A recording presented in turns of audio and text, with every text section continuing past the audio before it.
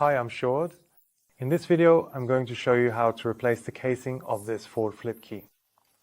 This key has actually been used for almost 15 years across quite a lot of models. So let's take a look right away.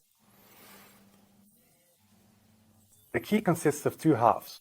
We have the side where the key blade is attached and the half where the electronics are attached. In most cases, we can try to take the key apart by gently bending it a little, like this. So we mainly try to loosen the top a bit, and once that's come loose, we can often pull it apart. If that doesn't work, you can also try using a screwdriver in the notch between them. You insert it just a little bit, and then if you move the key or the screwdriver slightly, they often come apart very easily. To access the electronics, we simply separate these two halves of the casing from each other. And then here we see a battery holder, and the electronics. I'll set this aside for now, and we'll do the same thing in a moment with a new casing. So here as well, flip it open, place the screwdriver in the notch, and separate the halves. And then we slowly open up the electronics.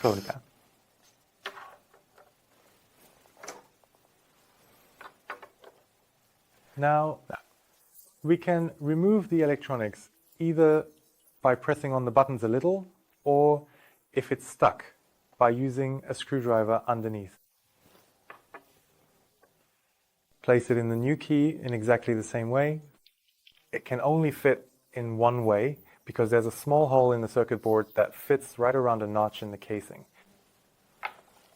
By the way, we need to do the same thing with the battery.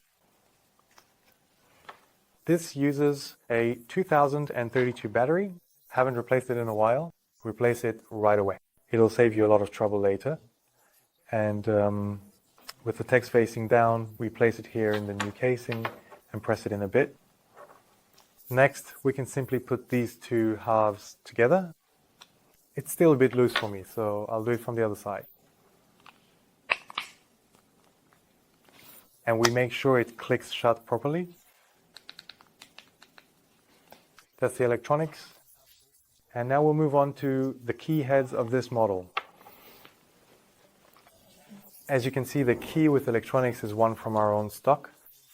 We happen not to have a customer's key lying around, so we're showing it this way for now. Usually, this key is glued together by the manufacturer. Not too much though, it often opens up quite easily, but for this we always use a pair of pliers. We want the arms of the pliers to be positioned under the notch where the key blade normally sits closed. So we place it in here. We want the arms to move away from each other.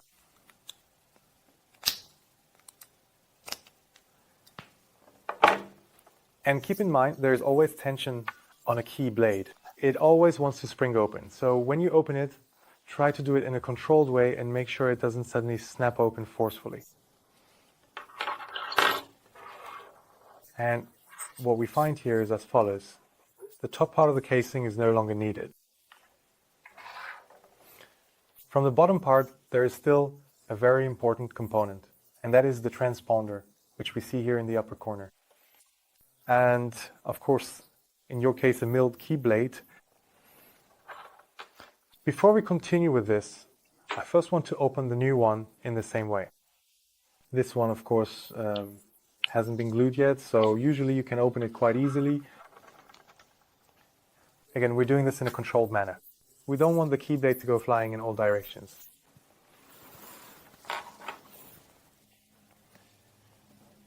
Let's take a look at the transponder that we see here. Do you see all kinds of white spots around the transponder? Then please contact us. It's likely that glue has been used, and glue is very difficult to remove from this old key. We can always help with that, but please contact us about it first. In this case, I don't see any of that, so I place a flat screwdriver around it. So I try on all sides to create a bit of space. Well, I can actually already see that now that I've done that, it's already sitting quite loosely.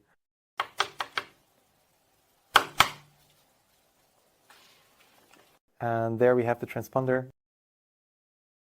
Yes, so the transponder is responsible for starting the car. If you forget to transfer this, it simply means that the car won't be able to start in a moment.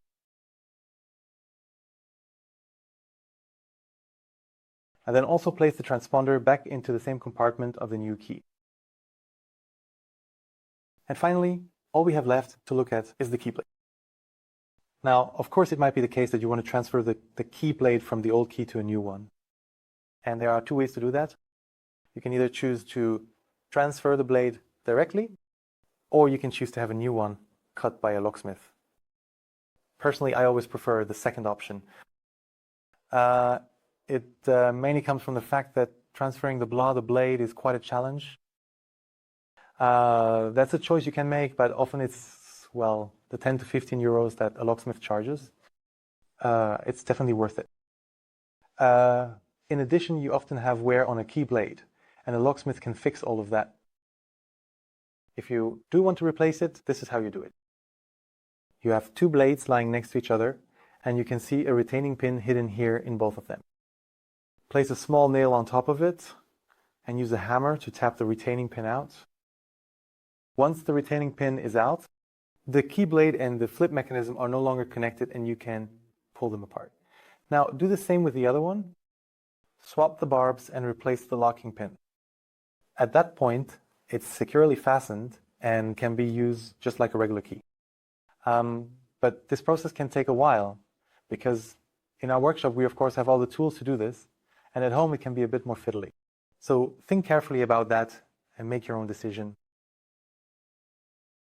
Well, in our case, it doesn't really matter which one we use since both are still uncut. But I will explain how you can properly tension this.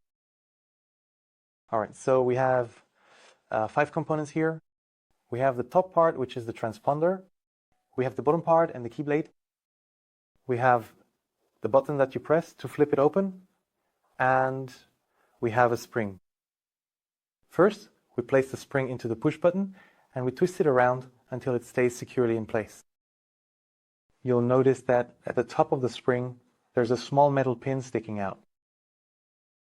That is a detail that will be important in a moment, but make sure it's positioned at the top, so not inside the push button, but above it.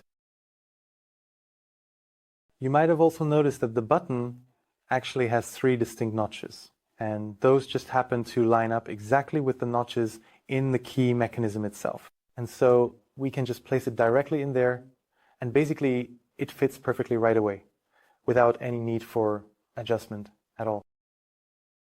Now, that little pin I just mentioned, we want it to point to the left. So if we now carefully place the key on top here and make sure that the small plastic notch in the housing fits properly into the spring, we ensure that the metal pin is pointing to the side there, just like that. I'll try to show it clearly so that the pin is pointing to the side here. If you try to close it at this point, the key bit won't do anything yet. It first needs to be put under tension. So while you just press the key mechanism down a bit, we make a 360-degree turn. And at this point, you might notice that it wants to spring loose a bit more easily, that there's a bit more tension on it. And that's fine, but now we're going to close it.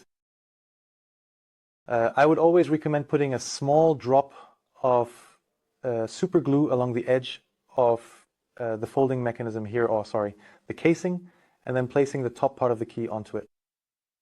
It's not strictly necessary because it also just clicks into place on its own. But if you ever drop the key out of your pocket, it's always nicer to know that it's just a bit more securely fastened. Just like when it first came out of the factory. Now, we take the 2 halves of the key and put them together. Check to make sure it flips open smoothly and that all the buttons still work properly. And this is how you can transfer this forward casing to a new key housing. Well, I hope everything worked out. If you still have any questions, you'll find our contact information in the description below this video, or you can leave a comment under this video. Success!